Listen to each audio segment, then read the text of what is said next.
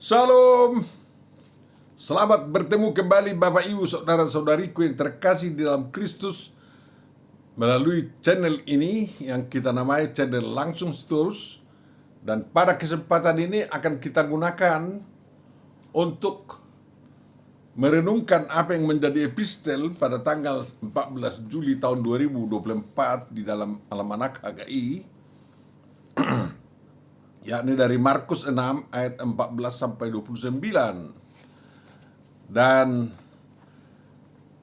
kami mohon kesediaan kita semua untuk menyebarkan video ini dan mengajak mereka yang belum mensubscribe sehingga pertemanan kita, persaudaraan kita melalui channel ini akan semakin luas, Bapak Ibu Saudara. Target kita masih belum tercapai. Untuk memulai perenungan kita, Bapak Ibu Saudara-saudariku yang terkasih di dalam Kristus, mari kita terima penyertaan dari Tuhan kita. Damai sejahtera Allah yang melampaui segala akal budi manusia, kiranya memelihara dan memenuhi hati dan pikiran saudara-saudara di dalam Kristus Yesus, Tuhan dan Juru Selamat kita. Amin. Mari kita berdoa. Tuhan Bapa Sorgawi, kami akan merenungkan firman-Mu. Kiranya tolonglah kami untuk mencerahi pikiran kami agar kami dapat memahami firman-Mu tersebut. Bantu kami dalam menghayatinya serta mengamalkannya di dalam Yesus Kristus Tuhan dan Juru Selamat kami. Amin. Bapak Ibu Saudaraku yang terkasih, marilah kita baca firman yang menjadi epistel ini menurut Almanak HKI untuk tanggal 14 Juli tahun 2024 yang kita sebut sebagai minggu ke-7 setelah Trinitas, yakni dari Markus 6 ayat 14 sampai 29 yang menurut Lembaga Alkitab Indonesia diberi judul Yohanes Pembaptis dibunuh. Mari kita baca. Raja Herodes, dalam hal ini Herodes Antipas, juga mendengar tentang Yesus sebab namanya sudah terkenal dan orang mengatakan, Yohanes Pembaptis sudah bangkit dari antara orang mati, dan itulah sebabnya kuasa-kuasa itu bekerja di dalam dia. Yang lain mengatakan, dia itu Elia. Yang lain lagi mengatakan, dia itu seorang nabi, sama seperti nabi-nabi yang dahulu. Waktu Herodes mendengar itu, ia berkata, bukan, dia itu Yohanes yang sudah kupenggal kepalanya dan yang bangkit lagi. Sebab memang Herodeslah yang menyuruh orang menangkap Yohanes dan membelenggunya di penjara berhubung dengan peristiwa Herodias, istri Filipus saudaranya, karena Herodes telah mengambilnya sebagai istri. Karena Yohanes pernah menegur Herodes, tidak halal engkau mengambil istri saudaramu. Karena itu, Herodias menaruh dendam pada Yohanes dan bermaksud untuk membunuh dia. Tetapi tidak dapat, sebab Herodes segan akan Yohanes, karena ia tahu bahwa Yohanes adalah orang yang benar dan suci, jadi ia melindunginya. Tetapi apabila ia mendengarkan Yohanes, hatinya selalu terombang-ambing, namun ia merasa senang juga mendengarkan dia.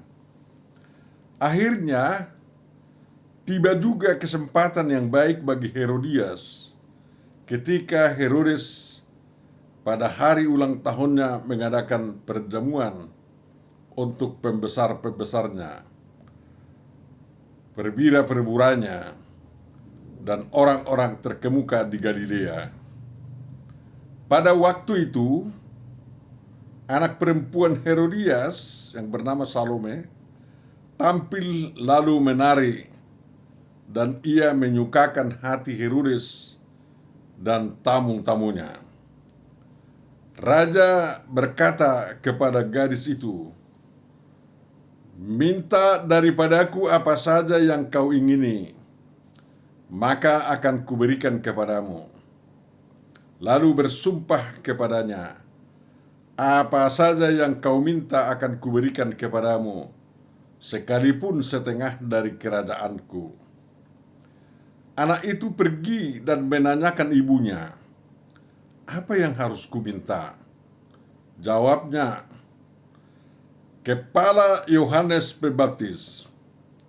Maka cepat-cepat Salome pergi kepada raja dan meminta, "Aku mau supaya sekarang juga engkau memberikan kepadaku kepala Yohanes Pembaptis di sebuah talam." Lalu sangat sedihlah hati raja. Tetapi karena sumpahnya dan karena tamu-tamunya, ia tidak mau menolaknya. Raja segera menyuruh seorang pengawal dengan perintah supaya mengambil kepala Yohanes. Orang itu pergi dan memenggal kepala Yohanes di penjara. Ia membawa kepala itu di sebuah talam dan memberikannya kepada gadis itu, dan gadis itu memberikannya kepada ibunya. Ketika murid-murid Yohanes mendengar hal itu, mereka datang dan mengambil mayatnya, lalu membaringkannya dalam kuburan. Demikian firman yang akan kita renungkan, Bapak, Ibu, saudara-saudariku yang terkasih. Mungkin ada gereja yang menggunakan perikop ini sebagai evangelium bagi mereka, nggak apa-apa kok. Bapak, Ibu, saudaraku yang terkasih, Yesus semakin terkenal memang setelah Yohanes dibunuh oleh Herodes. Dan Herodes semakin takut terhadap Yesus juga. Namun, dia juga berusaha agar menyingkirkan Yesus. Tapi belum waktunya bagi Herodes. Yang waktunya bagi dia adalah memenuhi ambisi istrinya, Herodias, yang menginginkan kematian Yohanes Pembaptis, yang dia tuduh sebagai orang yang mempermalukan Herodias karena dia menikah dengan saudara suaminya Filipus, yakni Herodes Antipas. Orang jahat selalu terus bekerja entah kapan bisa ambisi kejahatannya dapat dilampiaskan. Tentang hal itu, kita harus selalu waspada dan waspada. Walaupun bisa saja alasan-alasan untuk memenggal kepala kita atau menghabisi kita tidak datang dari kita, tetapi dari orang lain. Namun, kita harus tekun di dalam pelaksanaan tugas kita. Bapak, Ibu, saudaraku yang terkasih,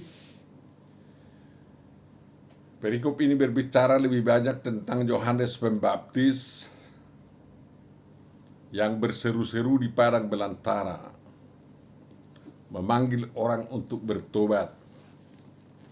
Dan oleh karena seruannya itu, banyak juga rakyat jelata, ya, para pejabat, tentara-tentara yang bertobat.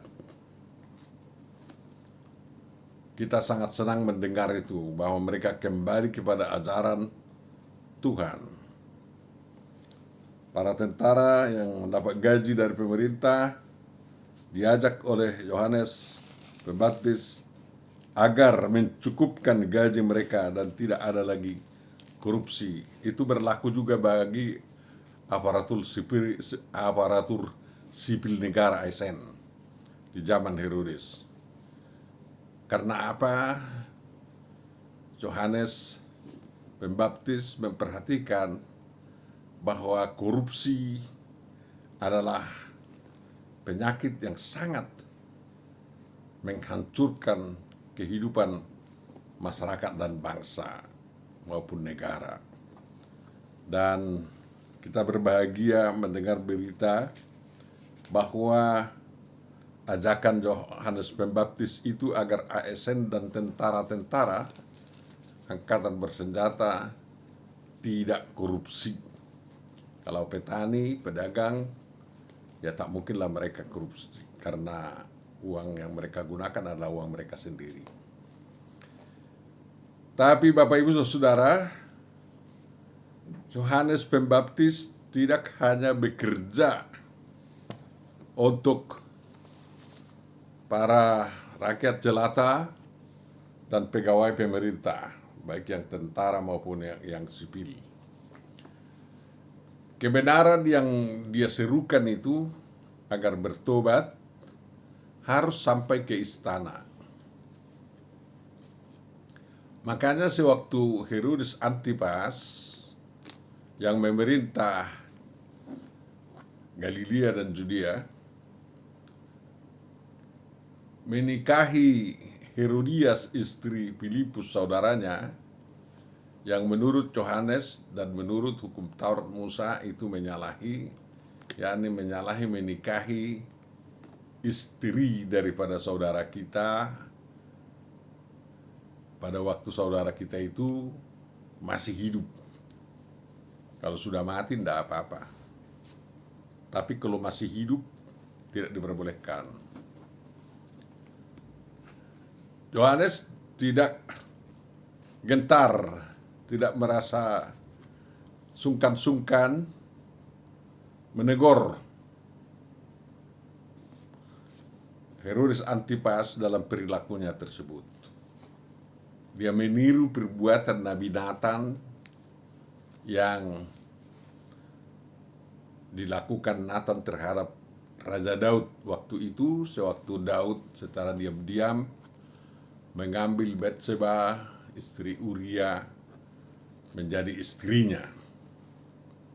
Walaupun secara hukum agama sebenarnya dari sudut luarnya tidak menyalahi, namun karena ada kebejatan atau kejahatan di balik pernikahan Batseba dan Daud itu, maka Nathan tidak segan-segan dan tidak takut untuk menegur Daud pada waktu itu.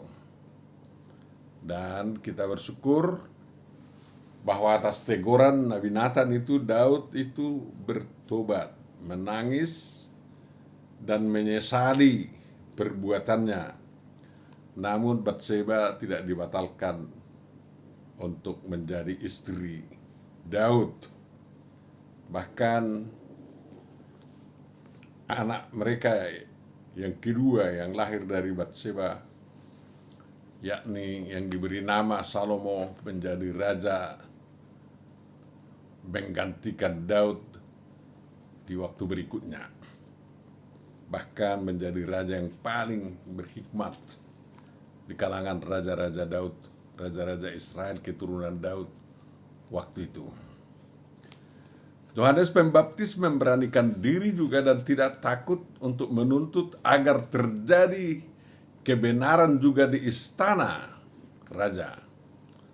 Walaupun Herodes Antipas itu adalah raja boneka dari pemerintah Romawi, dia hormati itu sebagai raja mereka. Namun Yohanes Pembaptis menginginkan agar di istana raja itu tidak terjadi penyelewengan dari hukum Tuhan.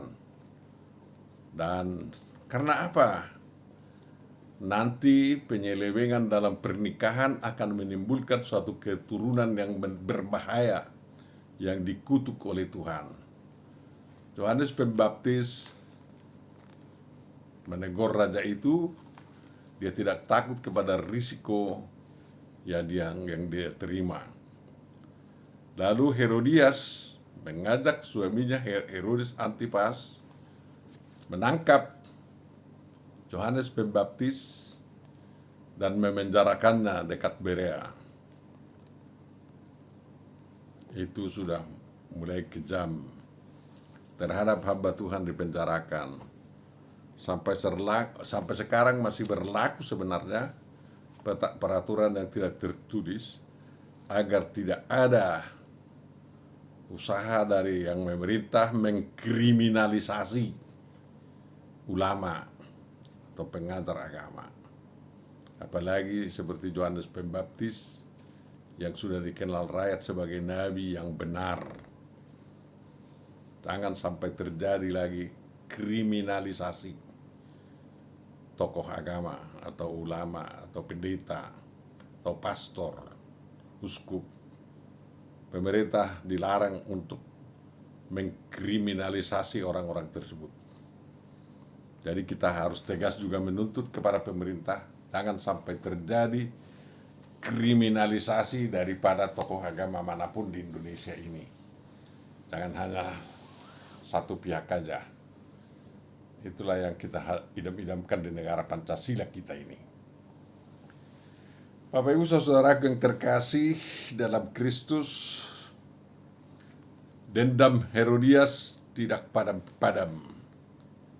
Rupanya nasihat Yohanes Pembaptis itu menusuk hatinya, walaupun sebenarnya Herodes tidak merasa persoalan. Karena apa? Kalau nasihat Yohanes Pembaptis itu dipatuhi oleh Herodes Antipas, maka Herodias harus diceraikannya, dikembalikan kepada suaminya Filipus.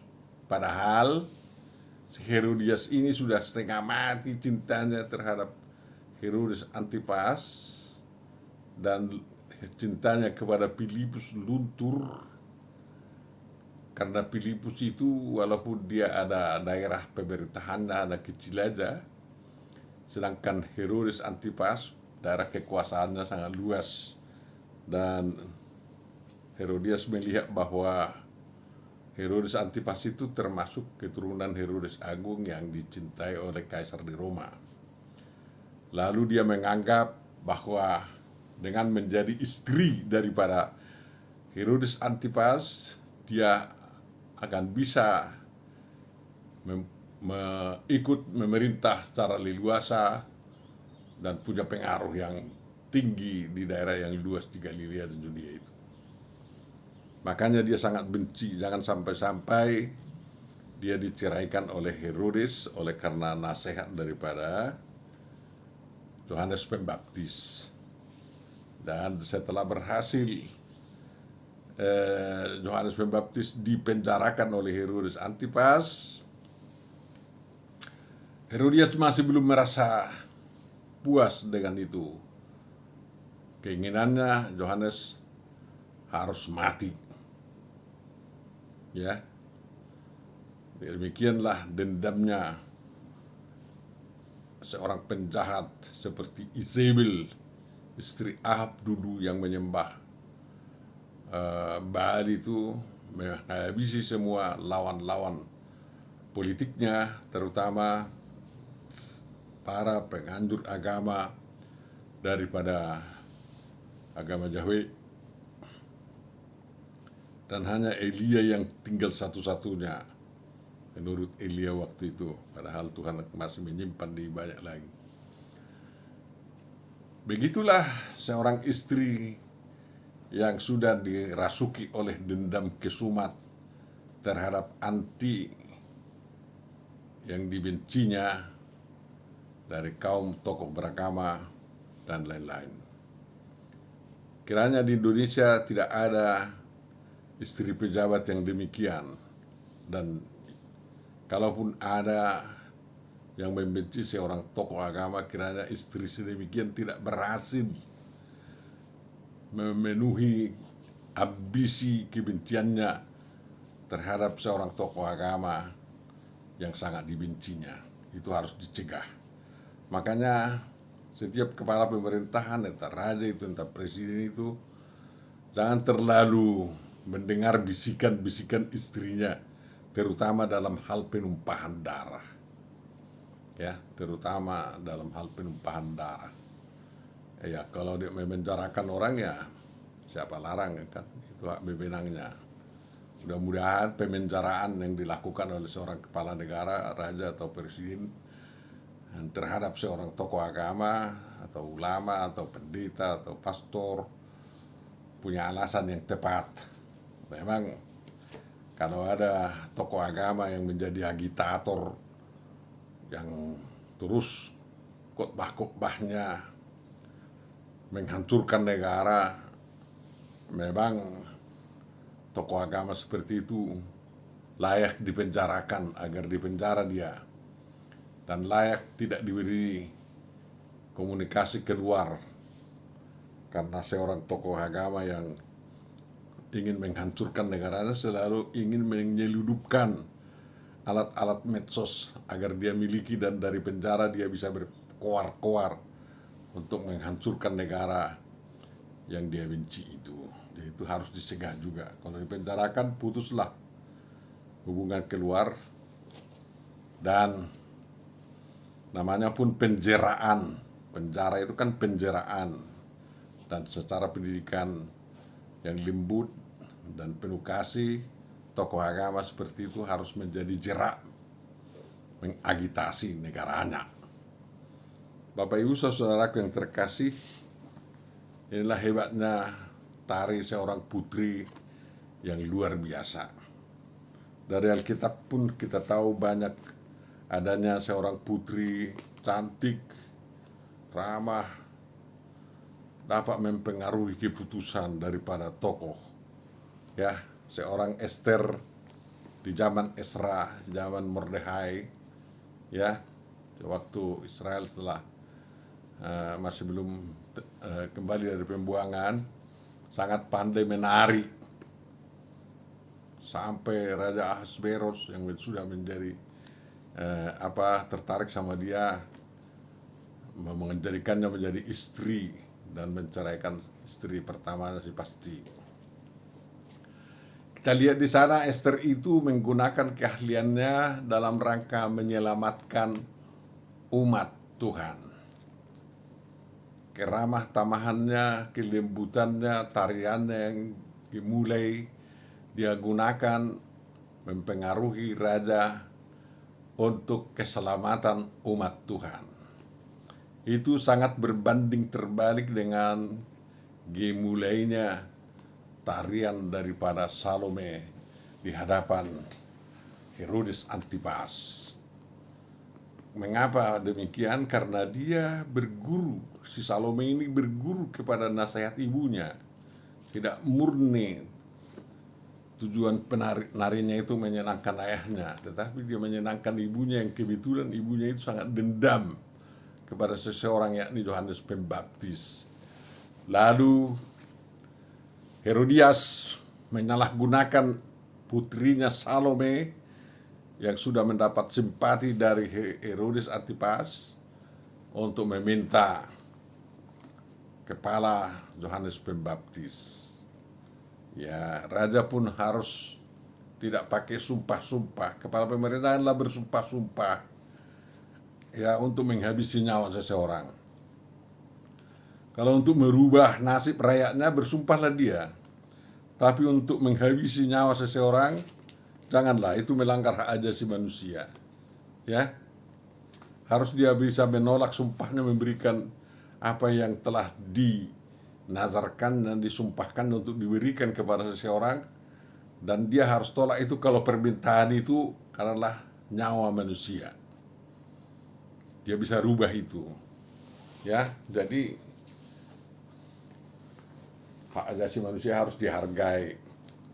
Tapi kalau seperti dibilangnya, setengah pun dari kerajaannya akan diberikan kepada putrinya. Kalau ada memang haknya memberikan setengah wilayah daripada kerajaannya, ya silahkan berikan. Padahal Herodes Antipas sebenarnya tidak punya hak memberikan sebagian dari wilayah pemerintahannya kepada siapapun, karena dia sendiri adalah raja boneka dari Roma, dari kekaisaran Roma ya. Mana mungkin dia memberikan satu kota untuk diperintah oleh seseorang menjadi bagian seseorang, nggak berhak itu. Jadi hanya ngomong doang lah itu. Disitulah letaknya terjadi dosa-dosa terhadap kehilangan nyawa manusia, karena ada sumpah palsu, sumpah yang tidak dikatakan tidak bisa dicabut, padahal itu berhubungan dengan nyawa manusia. Sebenarnya harus bisa dicabut sumpah itu kalau sehubungan dengan nyawa manusia. Dan janganlah ada yang bersumpah demi nyawa manusia, hilangnya nyawa manusia. Pemberontak pun tidak bisa begitu. Pemerintah pun tidak bisa begitu. Tetapi bisa berperang dalam rangka mengalahkan musuh-musuh agar musuh itu menyerah. Ya kalau tidak menyerah ya harus dihabisi nyawanya. Lebih baik tidak ada perang daripada ada. Lebih baik damai. Lebih baik tidak ada dendam di antara sesama umat manusia, sesama suku, dan sesama antar umat beragama, atau sesama orang yang bertetangga. Tak usah perlu ada kebencian-kebencian, karena kebencian seperti itu akan merusak kemanusiaan. Apalagi berhasil dilampiaskan, permusuhan akan terjadi terus-menerus. Sejarah hitam di dunia akan dicatat seperti Alkitab mencatat sejarah kebencian Kain terhadap Habil yang menumpahkan darah adiknya Habil itu. Dan ini pun menjadi sejarah kelam bagi kemanusiaan, bahwa seorang penari yang lembut disalahgunakan oleh ibunya demi balas dendam ibunya si Herodias itu menghabisi nyawa daripada Yohanes Pembaptis. Jadi firman Tuhan ini mengingatkan kita agar siapapun orangnya, biarlah membuang bentuk-bentuk kebencian atau unsur-unsur kebencian yang ada di dalam hatinya, karena kalau itu dipelihara terus akan sangat berbahaya. Apalagi pemegang kebencian itu seperti presiden yang diktator, raja yang diktator, dan lain-lain. Ya, banyak kita lihat pemerintahan di dunia ini yang pemimpin negaranya adalah diktator, banyak sekali yang dihabisi nyawa manusia. Apalagi di negara beragama, jangan ada usaha-usaha untuk menghabisi nyawa manusia atas nama agama. Tidak ada itu.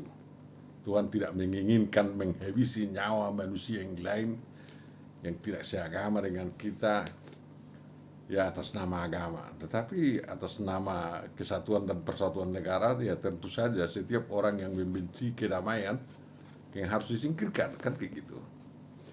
Tuhan Yesuslah yang memelihara hidup kita penuh damai kepada sesama kita. Mari kita tebar kasih setia dari Tuhan kita, dan marilah kita menjadi penopang bagi yang teluk-teluk, penghibur bagi yang susah, dan penguat bagi yang lemah, dan yang melancarkan jalan berita Injil kepada seluruh umat manusia, karena Injil itu sangat mendamaikan, menyejukkan seluruh umat manusia. Sambutlah Injil itu agar hotelmu hilang dari hatimu. Ya, orang Batak hotel itu hosom elat tial late. Ya, itulah segala macam kebencian yang dikenal oleh orang Batak, dendam. Itu harus dibuang semuanya, digantikan dengan damai sejahtera dari Tuhan kita Yesus Kristus. Kiranya memelihara hati dan pikiran kita semua. Amin. Tuhan Bapa Surgawi, terima kasih atas renungan yang disampaikan kepada kami pada kesempatan ini. Kiranya itu dapat kami gunakan untuk terus memperbaiki hidup kami, memperbaiki persaudaraan kami dengan manusia-manusia yang lain sesama kami, agar kami dapat saling mencintai dan saling mengasihi, tetapi tidak saling membenci, tidak membenci orang seperti dilakukan oleh Herodias terhadap Yohanes Pembaptis. Terima kasih Bapa. Sempurnakan doa kami dalam Yesus Kristus kami memohon, kabulkanlah itu. Amin.